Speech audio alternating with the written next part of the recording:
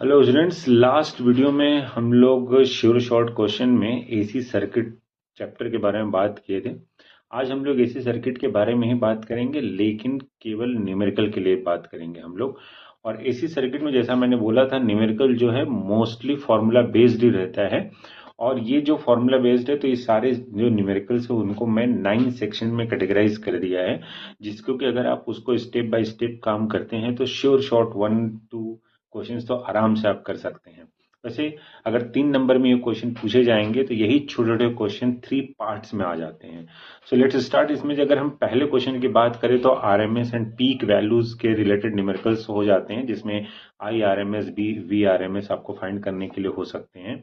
दूसरा, इसमें अगर मैं बात करूं तो प्योरली रेजिस्टिव सर्किट के बारे में बात हो सकता है, जिसमें प्योरली रेजिस्टिव सर्किट हो या फिर इंडक्टिव रेजिस्टेंस हो या कैपेसिटिव रिएक्टेंस हो, इसके फॉर्मूला बेस्ड पूछा जाता है, जिसमें हम लोग देखते हैं कि XL is equal to omega into L हो रहा है या फिर 1/ओमेगा सी है, जहां से ओमेगा में हम लोग 2 पाई एफ सी यानी फ्रीक्वेंसी हम लोग फाइंड आउट कर सकते हैं।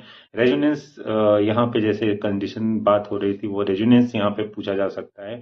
फिर इसमें इम्पीडेंस आ जाता है, तो इम्पीडेंस में ये तीनों कंबाइंड, जैसे मैंने बोला था LCR circuit is very important, तो वो अगर कर लेते हैं तो उसमें से अगर हमने एल रिमूव किया तो उसके लिए 0 रखना है, बाकी 2 के लिए सॉल्व करो। अगर 2 उसमें नहीं है तो उसको रिमूव करो, तीसरे के लिए सॉल्व करो।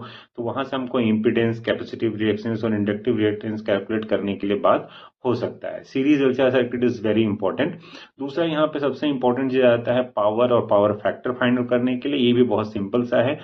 फेजर एंगल के बारे में आपको इन्फॉर्मेशन दी जाएगी और उसमें वैल्यू सब्स्टिट्यूट करना है और फाइंड आउट करना है, जिसमें हम लोग प्योर पावर और वर्चुअल पावर के लिए भी बात कर सकते हैं। इसके बाद जब रेजोनेंस के लिए न्यूमेरिकल्स आते हैं तो वो भी बहुत इंपॉर्टेंट है और बहुत ही सिंपल से हैं, फ्रीक्वेंसीज रिलेटेड ज्यादा पूछे जाते हैं। तो एलसीआर सर्किट में रहता है, जैसे मैंने बताया, omega equal to 2 pi F L होता है, वहां से एफ आप फाइंड आउट कर सकते हैं। और फिर रेजोनेंस, प्योर रेजोनेंस के लिए सर्किट में कंडीशन क्या होना चाहिए, उस पर बेस्ड एक प्रॉब्लम हो सकता है, जहां से जेड हमसे यानी इंपेडेंस निकल जाता है। और एक प्रॉब्लम ऐसा बन सकता है जहां पे ये तीनों मिक्स हो जाते हैं, जैसे मैंने बोला कि एक प्रॉब्लम दे देगा, उसके 3 पार्ट्स दे देंगे, तो यही छोटे छोटे जो प्रॉब्लम्स है वो 3 पार्ट्स में क्या होते हैं, ब्रेक होके आ सकते हैं। तो बहुत ही बेसिक और सिंपल प्रॉब्लम रहते हैं।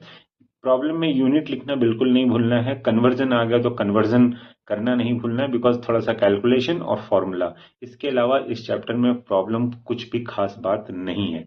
सारे फॉर्मूले पे एक एक प्रॉब्लम ट्राई करना है। You will fix your marks here. Okay, so next video में हम लोग फिर से एक नए टॉपिक के साथ मिलेंगे। Bye bye, good luck.